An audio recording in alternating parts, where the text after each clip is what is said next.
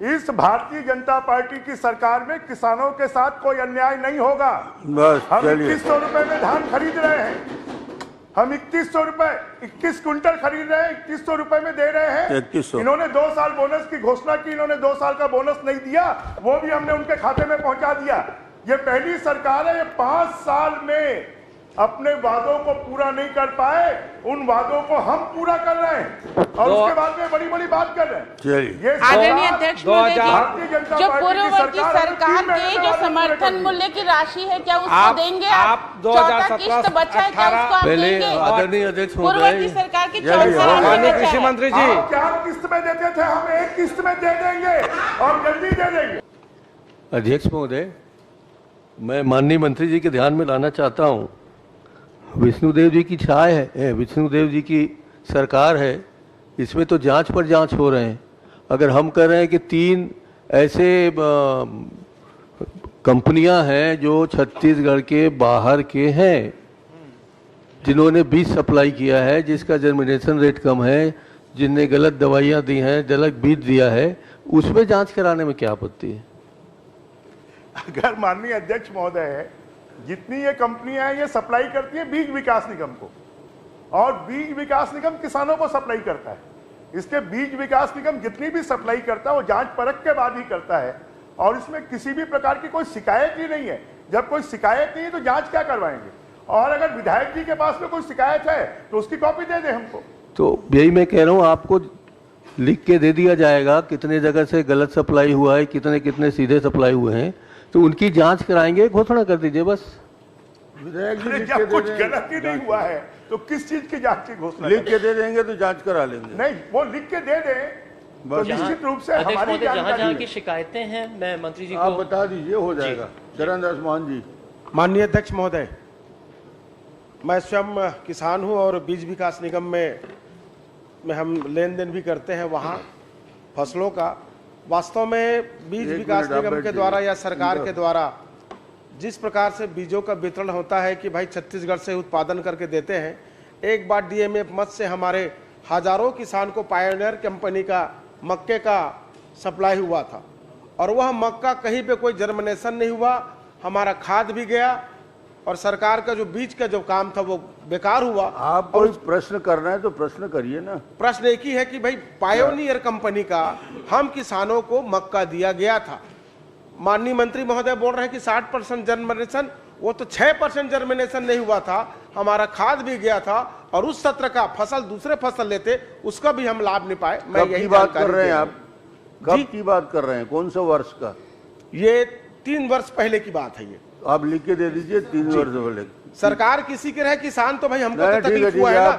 आप लोग खाली एक ही प्रश्न करते किसकी सरकार थी? सरकार कोई भी रहे, अगर गलत हुआ है तो गलत। आप इधर मत देखिए, सीधी सी बात है, किसान के नाते इस बात को बोल रहा हूँ। आप आराम से बैठ जाइए। मंत्री जी मत करो, विष्णुदेव सरकार लिख के जवाब। ठीक है ना भाई, लेकिन आपकी पार्टी की सरकार थी, मतलब आप नहीं सुनते थे। अरे ऐसी बात नहीं है भैया, चलिए हमारी समस्याओं का समाधान होना चाहिए, किसानों के प्रति अन्याय नहीं होना चाहिए। ठीक है, आपसे सहमत। माननीय अध्यक्ष महोदय, इस भारतीय जनता पार्टी की सरकार में किसानों के साथ कोई अन्याय नहीं होगा। बस हम चलिए। 2100 रुपए में धान खरीद रहे हैं।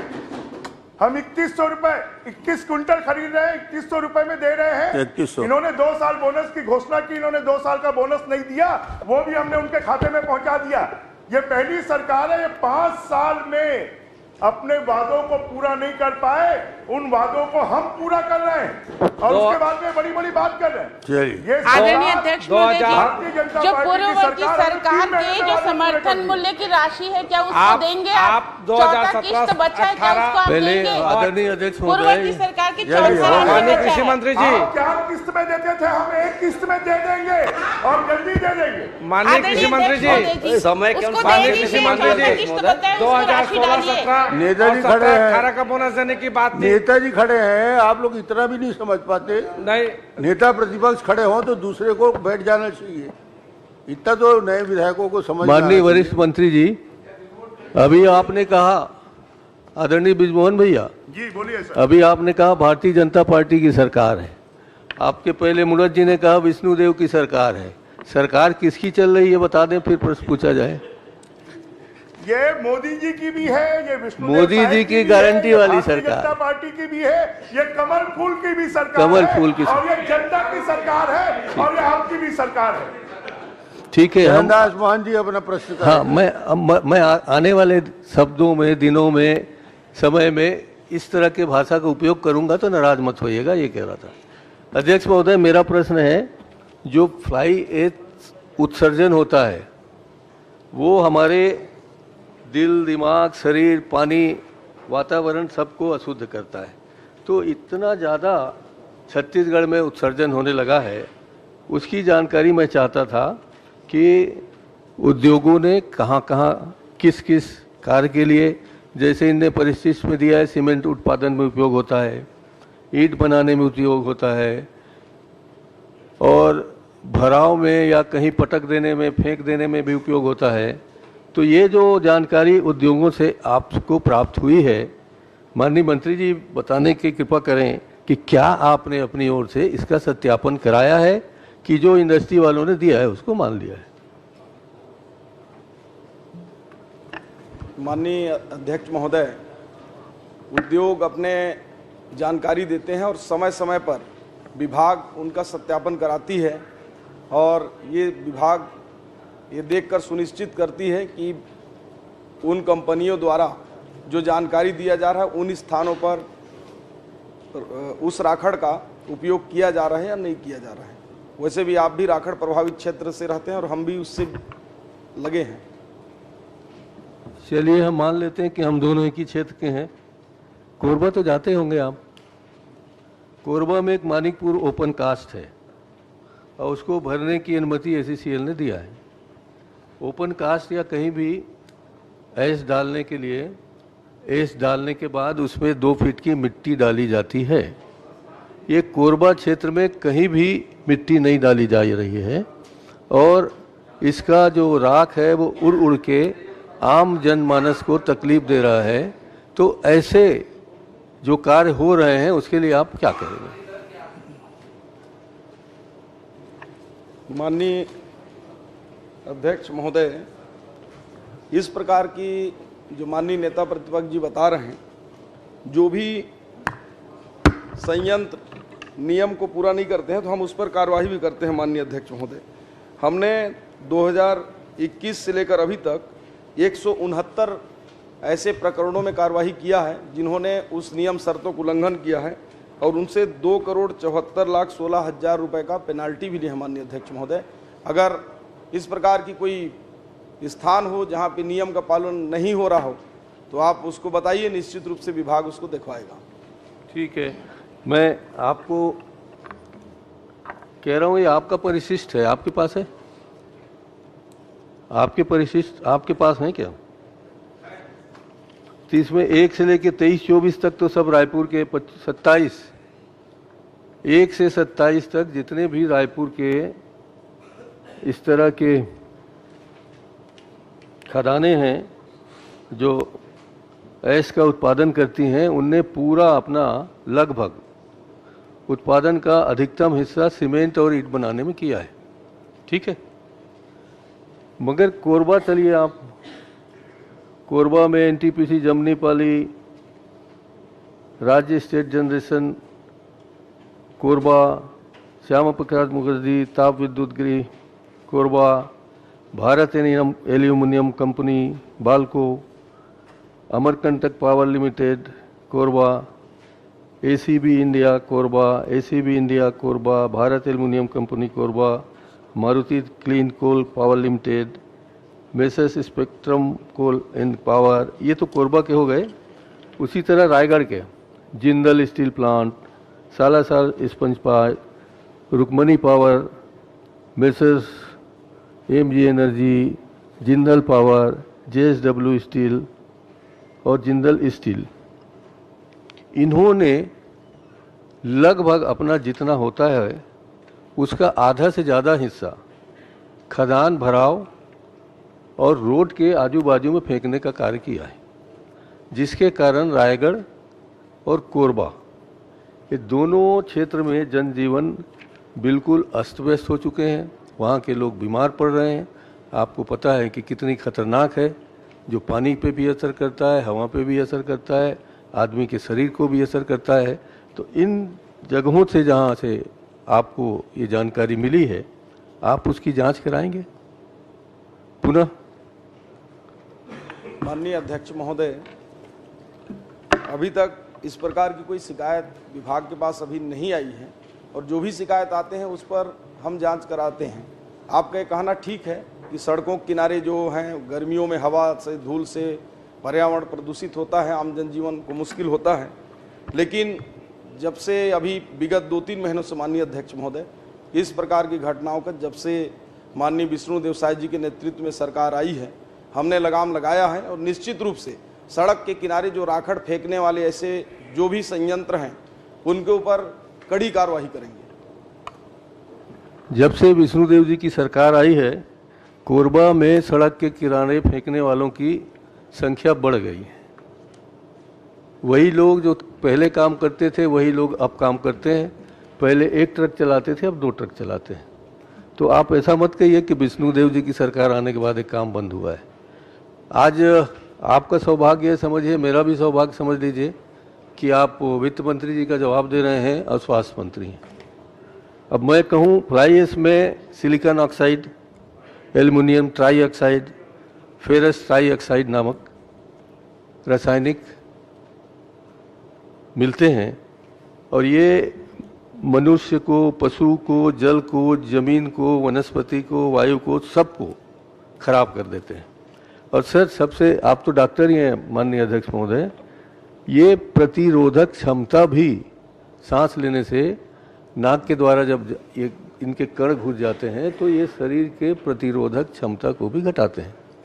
और प्रतिरोधक क्षमता घटने के बाद दिल की बीमारी भी होती है, हार्ट अटैक भी होता है, कैंसर भी होता है, सांस की कई तरह की बीमारियां होती हैं, और अंततः मृत्यु भी हो जाती है।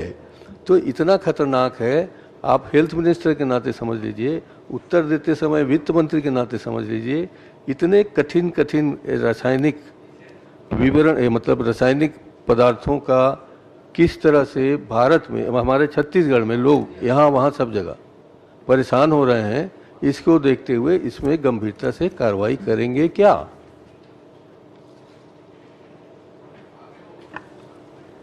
माननीय अध्यक्ष महोदय, मैंने पहले भी माननीय नेता प्रतिपक्ष जी को कहा है कि स्पेसिफिक अगर कहीं आपके संज्ञान में कोई ऐसा विषय है कि किसी विशेष संयंत्र से इस प्रकार के जो हानिकारक तत्व जो है उत्सर्जित हो रहे हैं, और जो सही जगह में उनका जो नियम के तहत नहीं है, पर्यावरण मंडल के तहत नहीं है, तो उस पर हम निश्चित रूप से उसको दिखवाएंगे, और आपके भावनाओं को और साथ में मेरी भावनाओं को, दोनों को मिलाते हुए उसको ठीक करेंगे। अच्छा महोदय, एक बता दीजिए, मैंने तो कोरबा वालों का नाम पढ़ा है, रायगढ़ वालों का नाम पढ़ा है, और आपके परिशिष्ट से पढ़ा है, और यहाँ विधानसभा में लिख भी लिया होगा इनने। तो उनको बुला के आप इन कंपनियों पर जो कोरबा में स्थित हैं, अगर कोई तकलीफ हो तो बाजू में आपके लखन लाल जी बैठे हैं, उनसे पूछ लीजिए वो भी परेशान हैं कि नहीं, और रायगढ़ वाले भी होंगे, उन्हें पूछ लीजिए। मैं तो स्पेसिफिकली रायगढ़ और कोरबा में जो उत्सर्जन हो रहा है, जिसका अधिकतम पार्ट सड़कों में फेंका जा रहा है बिना इजाज़त के। सड़क बनाने में डालिए, हमें कोई आपत्ति नहीं है, सड़कें हमारे यहाँ बन रही हैं। आप खदान में पाटे, कोई आपत्ति नहीं है, मगर इन सब के लिए एक नियम बना हुआ है, उस नियम के तहत ही आप फेंकिए ना, राखड़ को फेंकिए। मुझे तो सिर्फ इतनी आपत्ति है। निश्चित रूप से माननीय अध्यक्ष महोदय, बहुत अच्छे सुझाव आए हैं, उसका पालन करना जी के जो सुझाव हैं उसको ठीक विभाग जो है विशेष रूप से ध्यान देकर ध्यान दीजिए, बस उस पर ठीक अमल करेगी, ताकि आम जनजीवन धर्मजीत जी, धन्यवाद। माननीय अध्यक्ष महोदय, धर्मजीत, माननीय महंत जी के प्रश्न पर एक छोटी सी जानकारी मैं उपलब्ध कराना चाह रहा हूँ कि कोरबा जिले का जानकारी दे रहे हैं इनको, मंत्री जी को जानकारी दे रहे हैं। नहीं, मैं सरकार को अवगत कराना चाह रहा हूँ कि जो राखड़, बहुत बढ़िया है कि बरीडी कोरबा जिले का बरीडी गांव और जांजगीर चांपा जिले का नकटीडी और कल्याणपुर गांव, अच्छा, जो कि मनरेगा से खोदाई हुए तालाब है, इस तालाब को भी राखड़ से पाट दिया गया है और यह राखड़ उड़कर प्रदूषण फैला रहा है। यह जानकारी मैं दे रहा हूं, कृपा करके इस पर भी विचार करें। अजय चंद्राकर जी नहीं आ पाया, इसलिए मैं यह प्रश्न किया। ठीक ठीक। माननीय महोदय, ये बहुत जोरदार प्रश्न है। आपका हर प्रश्न जोरदार रहता है। नहीं, ऐसी बुद्धि आप लोगों ने कहां से जुटाई? उस बुद्धि को तो हमको बताइए, उससे चरण स्पर्श करेंगे। मैं माननीय मंत्री जी से ये जानना चाहूंगा, प्राइस के बारे में बोल रहे हैं कि और कोई दूसरी? नहीं भैया, मेरा 11वां नंबर के बारे में बोल रहा हूं। ये आप चरण स्पर्श करेंगे? ये बुद्धि वाले का नहीं, चरण जी बैठे हैं इसलिए पूछ रहा हूँ। चरण स्पर्श करेंगे? उसका दिन भर कर लूंगा मैं। चलिए ठीक है। माननीय मंत्री महोदय, मैं आपसे जानना चाहता हूं कि पेरा खरीदी जो की गई उसका दर किस आधार पर कैसे निर्धारित किया गया? एक सहायक प्रश्न उसी का है, 14वां वित्त आयोग और गोधन न्याय योजना जो बनाई गई थी उससे पेरा खरीदी की जा सकती है क्या? 14वां-15 वित्त आयोग से और गोधन न्याय योजना के पैसे से पेरा खरीदी की जा सकती है क्या? दर का निर्धारण और उन दोनों मद से गोबर की खरीदी की जा सकती है क्या? माननीय अध्यक्ष महोदय, पैरा खरीदी नहीं की गई है, पैरा दान में मिला है। पैरा दान कर, चलिए ये भी अच्छा है। पैरा दान के सही में मैं गलत प्रश्न किया था, मैं स्वीकार कर लेता हूं। पैरा दान के परिवहन में आप 14-15वां वित्त आयोग या गोधन न्याय योजना के राशि का इस्तेमाल कर सकते हैं क्या? उसके योजना में है क्या? और 45 लाख टन को तौलाने में आपने कितना पैसा खर्च किया, कैसे निर्धारित किया उसको? माननीय अध्यक्ष महोदय, पैरा परिवहन के लिए जो भुगतान की राशि की गई है उसका प्रावधान योजना में था। माननीय अध्यक्ष महोदय, मैंने पूछा है, उसका उत्तर नहीं आया। मैंने कहा दर का निर्धारण किस आधार पर हुआ? 14वां-15वां वित्त आयोग से पैरा परिवहन किया जा सकता है, ये है क्या? दूसरा, गोधन न्याय योजना की जो योजना बनाई थी उसमें पैरा परिवहन किया जा सकता है क्या? एकदम बहुत स्पष्ट प्रश्न है ये। माननीय अध्यक्ष महोदय, क्योंकि जो गौठान प्रबंध समितियां हैं उनको प्रबंध समितियों को 21-22 में 24 करोड़ 80 लाख रुपए, 22-23 में 28 करोड़ 26 लाख 50 हजार रुपए और इस प्रकार से कुल 53 करोड़ 6 लाख 50 हजार रुपए की राशि इनको दी गई है जो गौठान समितियां हैं, और गौठान समितियों ने परिवहन में इसका व्यय किया है। माननीय अध्यक्ष महोदय, फिर मेरे प्रश्न का उत्तर नहीं आया। जो उत्तर आप देख लीजिए, 14वें-15वें वित्त आयोग की मदद से किया गया है। गोधन न्याय योजना 14वें, ये प्रश्न में ही मैंने पूछा है गोधन न्याय योजना और 14वें-15वें वित्त आयोग से पैरा परिवहन किया जा सकता है क्या? अब दूसरा, आपने जब 53 करोड़ का हिसाब दिया है तो 53 करोड़ रुपया कौन कौन से, मेरे पास पूरी जानकारी है, मैं इसको पूछ चुका हूं, 53 करोड़ रुपया कौन कौन से मद का गौठान समिति को स्थानांतरित किया गया?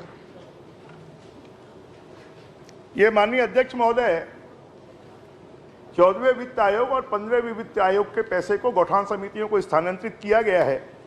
जो 4,651 स्वावलंबी गौठान हैं उनको 40,000 रुपए पर गौठान दिया गया है और 3,529 जो सक्रिय गौठान हैं उनको 30,000 रुपए प्रति गौठान की तरफ के हिसाब से राशि जारी की गई है और इसी राशि में से गौठानों ने पैरा परिवहन की राशि को भुगतान किया। अब आप परिशिष्ट खोल लीजिए जो मैं खोलना नहीं चाहता था। माननीय अध्यक्ष महोदय, मैं आपसे भी आग्रह करूंगा, जितनी राशि ये बता रहे हैं और भुगतान को देख लीजिए, किसी भी जिले का, एक जिले के भुगतान को जो लाखों में, आप 53 करोड़ रुपया तो स्थानांतरित किए। 14वें-15वें वित्त आयोग की राशि पंचायत की है, वो गौठान समिति को किसी सूरत में स्थानांतरित नहीं हो सकती। आपका कथन गलत है, गलत है नहीं बोलता, सही नहीं है। दूसरी बात यह है, 3 दिन पहले मेरे प्रश्न के उत्तर में, मैंने प्रतिवेदन में मैंने कहा था कि 14वें-15वें वित्त आयोग के जो नॉर्म्स बने हैं, स्वच्छता, पेयजल, अधोसंरचना, विद्युतीकरण, शिक्षा, परिसंपत्ति का रख रखाव, पंचायत की राशि है। आप एक उदाहरण मुझे बता दीजिए कौन से पंचायत को स्थानांतरण किया गया है 14वें-15वें वित्त आयोग की राशि? गोठान समिति को? एक जिला एक पंचायत का उदाहरण दीजिए एक, और दूसरा 53 करोड़ का जो हिसाब बताया वो कौन कौन से मत का है? थोड़ा प्रेम से पूछो, नाराजगी से नहीं। नाराजगी एकदम मेरी आवाज है, आप एकदम प्रेम से पूछिए आप। 20 साल से बोल रहा हूं, मेरी आवाज ऐसी है। पैदेशी चोसने भैया हमारे तो पैसा खाते पैसा खाते कर अभी उगल ही देखबे ना।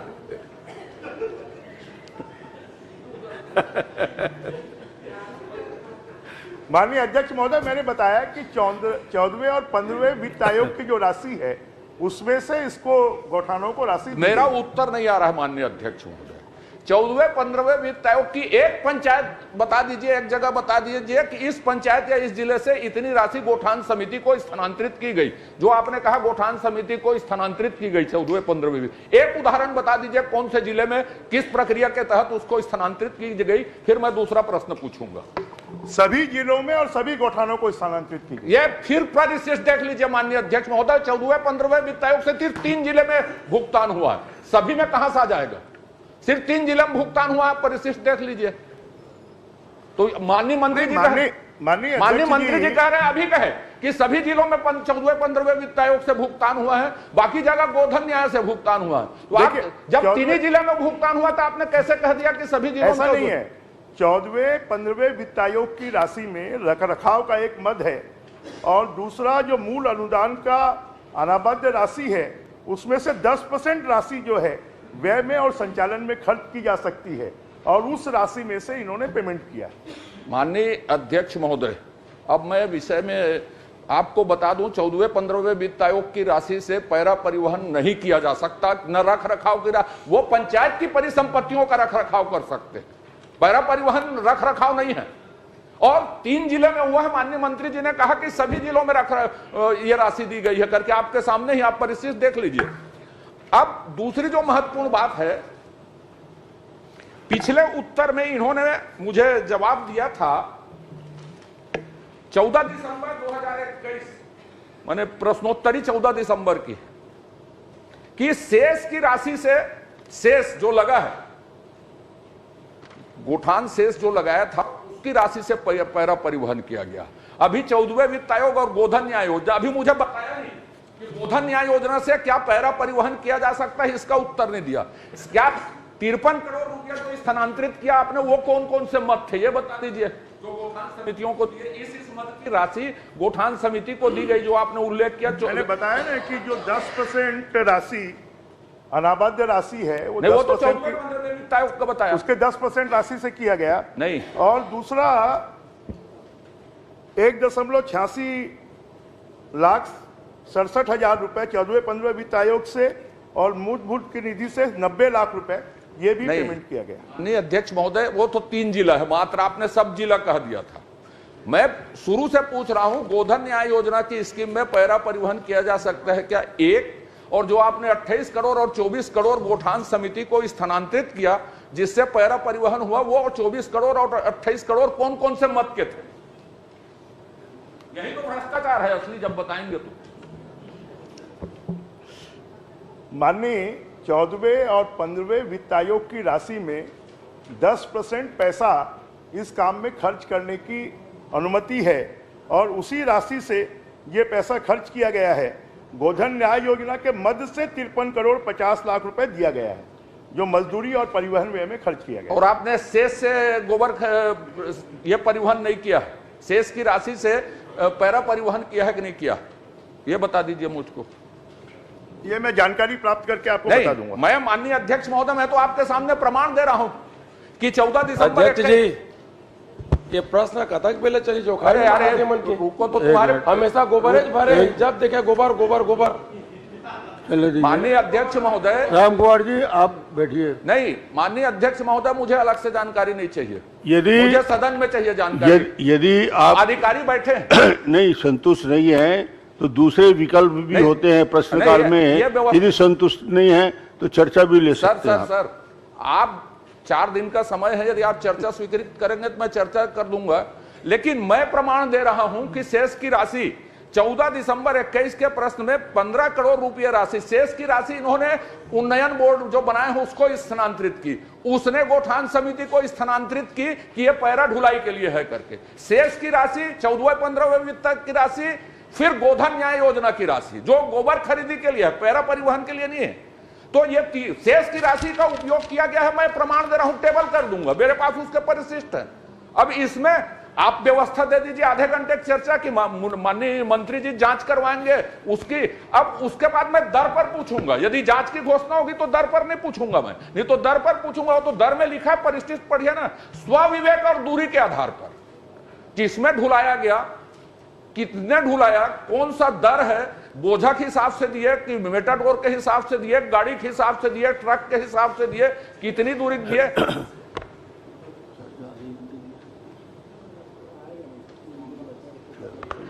चलिए, नहीं पहले एक का जाए, मैंने पूछा है। माननीय अध्यक्ष महोदय, जो उनके पास में पूर्व की जानकारी है, निश्चित रूप से गोधन न्याय योजना में पैसे ट्रांसफर किए गए और हमने जो खर्च किया है वो सरकार ने जो खर्च किया वो गोधन न्याय योजना से खर्च किया है, इसलिए उनके पास से पूर्व की जानकारी वो भी सही है। हमने जो गोधन न्याय योजना में पैसे आए और उस गोधन न्याय योजना से इसको खर्च किया है। और जो परिवहन का रेट पूछ रहे हैं कि ट्रैक्टर और जो छोटी गाड़ियां थी उससे परिवहन किया गया, 285 रुपए से 1000 रुपए तक का परिवहन का व्यय उसमें दिया। अभी मैं उसको नहीं पूछा हूं, माननीय अध्यक्ष महोदय, बहुत क्लियर कट है कि मैं प्रमाण दे रहा हूं कि शेष की राशि का मैंने बताया कि पैरा ढुलाई के लिए उपयोग हुआ है, जिसको इसमें छिपाया गया। मैं अभी टेबल कर सकता हूं उस प्रमाण को, आप अनुमति देंगे तो। मैं ये कह रहा हूं कि पैरा ढुलाई में दूरी के आधार पर आप जो 250, 285 से 1000 बता रहे हैं, एक जिला आपने भुगतान किया होगा 14वें-15वें वित्त आयोग से, कोई भी एक जिला पकड़ लीजिए, उसमें जांच करवा दीजिए यदि पैरा आप प्रश्न कर लीजिए ना। अरे साहब, मैं आप सीधे प्रश्न कर रहा हूं माननीय अध्यक्ष महोदय, इसकी जांच करवाएंगे? विधानसभा को गुमराह किया जा रहा है। ब्रिजमोहन जी जांच कराएंगे क्या? निश्चित रूप से माननीय अध्यक्ष महोदय, विधायकों समिति से। चलिए, विधायकों की समिति से पूर्व मंत्री जी इस समय भ्रष्टाचार की बात कर रहे हैं कि गड़बड़ हुआ है, कुल मिला के उनका ये प्रश्न है, तो उन्होंने जांच की मांग की। निश्चित रूप से हम वरिष्ठ अधिकारियों की समिति से विधायकों की जांच करवा लेंगे। विधायकों, क्योंकि ये कागज में पैरा ढुलाई हुई है। आप 45 लाख टन किसमें तौलाए हैं उसकी एक रसीद बता दो मेरे को, आपके अधिकारी बैठे हैं, भेज दे। 45 लाख जांच के लिए सहमत हो गए हैं। नहीं तो अधिकारियों से नहीं, उन्होंने किया धरा है सब। मैं तो विधायक की समिति या प्रश्न संदर्भ समिति से मांग कर रहा हूँ। जब का अधिकारी मान तुम्हारा एक मिनट बैठ जाते हैं, एक मिनट बैठ जाते हैं। ये प्रश्नकाल में नहीं खड़े होते। माननीय अध्यक्ष महोदय, आपने जांच की बात कही, मैं उससे विनम्रता पूर्वक आपको धन्यवाद देता हूं, लेकिन आप पैरादान हुआ ही नहीं है। दूसरी बात कह रहा हूं मैं, 53 करोड़ रुपए कागज में बुक हुए हैं, ये मेरा आरोप है। और ये जिन लोगों ने किया है, आज ठीक है विभाग बदल गए हूं, लेकिन आप विधायकों की समिति से करवाइए ना इसकी जांच। अधिकारियों से जांच में कोई वो तो हेरा फेरी हो जाएगी पूरी, या प्रश्न संदर्भ समिति से जांच करवाने की। माननीय अध्यक्ष महोदय, अगर आपकी सहमति होगी तो प्रश्न संदर्भ समिति से जांच करा। धन्यवाद।